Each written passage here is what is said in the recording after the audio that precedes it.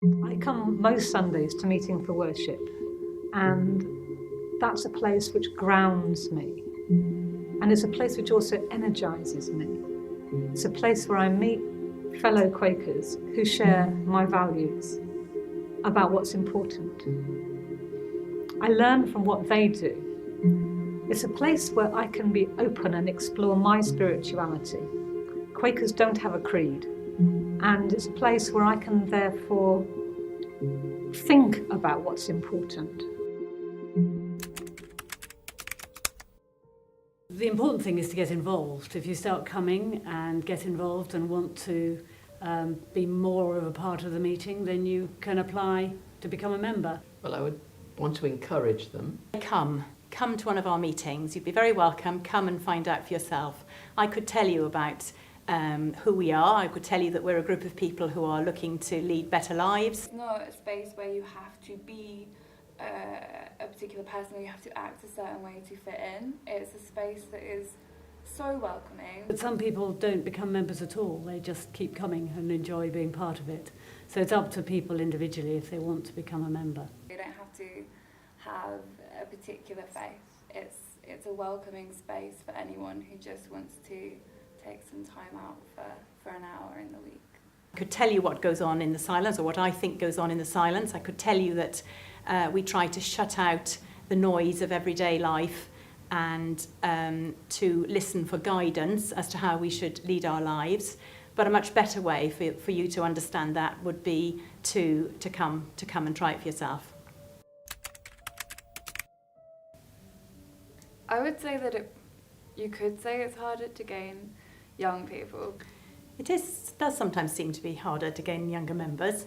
There are lots of reasons why this might be the case. Sitting in a meeting in silence is not that easy for people who have children, and a lot of younger people do have children. I don't think Quakers are very well known, and we have to take responsibility for that. We are thinking about how to make ourselves more visible in the city. If people come along to a meeting and see a lot of older people there, they might just feel a bit alienated. Nobody tells you what to believe in Quakers, so you have to work it out for yourself, and maybe that's not everybody's cup of tea. Speaking just from my experience as a teenager, I wasn't interested.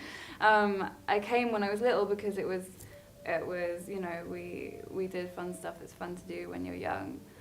We have the children's meeting upstairs. It's where I learnt to pick up cheesy Wotsits with chopsticks and important stuff like that. But in my teenage years, I wasn't interested, and we do that thing of, you know, rejecting what our parents tell us to do. Recently, our young people's group has restarted after 3 years of not having one, and we meet together once a month and bring and share lunch and have discussions and get to know each other. And I think that's going to be really helpful for young people to feel more of a part of the meeting. I've been coming here since I was tiny, then it feels like home.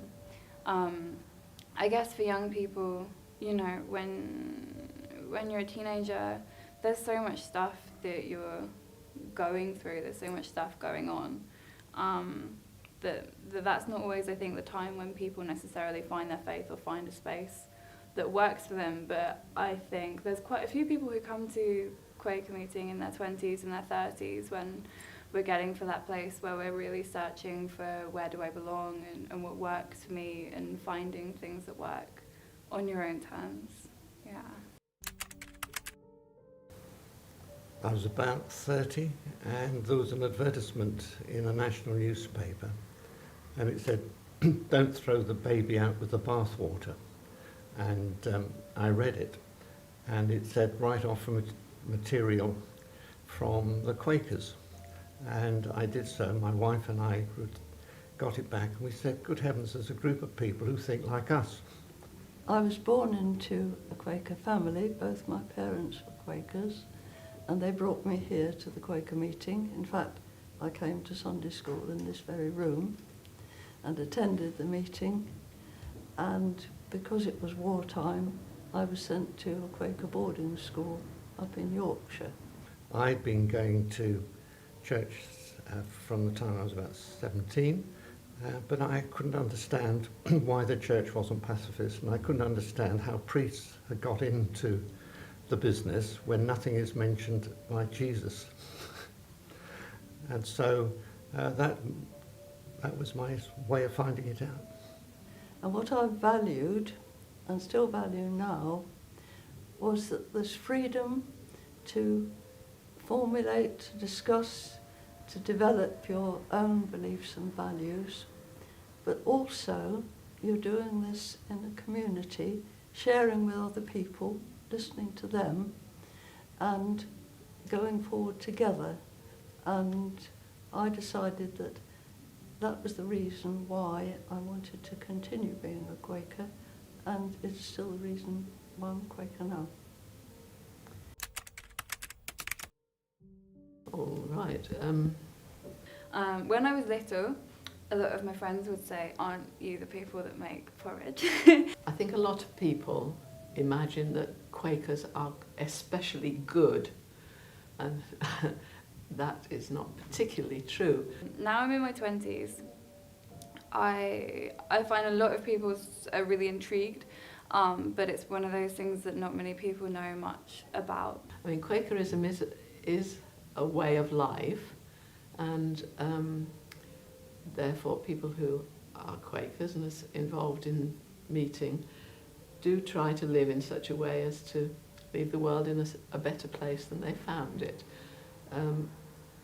But they are human and not so different from anybody else. People have vague little ideas about, oh, is it linked with Christianity, or is it quite extreme, or, someone said to me the other day, don't you just not drink alcohol? Is that something to do with it? But so it seems there's a lot of misconceptions. People are quite unclear about what it is we do, what it is we practice, what it is we believe.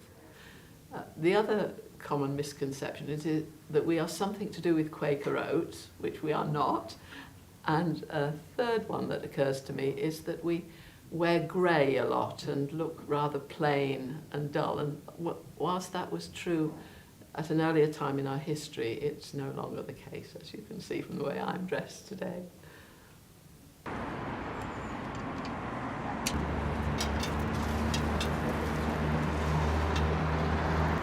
Well, here you see in the burial ground, we've been burying Quakers here for the last 300 odd years, and for about the last 200 years they've had gravestones, which as you see are very simple. We just mark the name and the day they died and either how old they were or the day they were born. No special epitaphs, no grandiosity. And that's because we believe in the utter equality of all people in life as well as in death. That doesn't mean to say that the Quakers who were buried here lived uneventful lives. Many of them did, and they did that in the spirit of looking for the best, that of God in everyone, which is what makes us all equal. So they opposed things like slavery, things like capital punishment, were advocates for peacemaking rather than war making, looking for the best in everyone, but in no way were they naive about it. We worship in stillness, sometimes called silence, but it's a community silence, so that we are sharing with each other our experiences, and our experiences are very important. We do occasionally have spoken ministry, people who will get up because they feel particularly moved to say something, and that will be in the spirit of our whole system of work and belief, and that of God in us, and that of God in our community. I'm very moved by a 15-year-old girl from Sweden who has decided to boycott school because she feels it's not worth learning about science when the governments of the world are ignoring the climate science that is coming out at the moment. Although we do have Quakers who are good at music and can sing, we even occasionally have hymns, but it's always very much spontaneous. So most of the meeting will be in silence. But in that silence we are gathered to get to the spirit of what's driving us and leading us to leave our lives.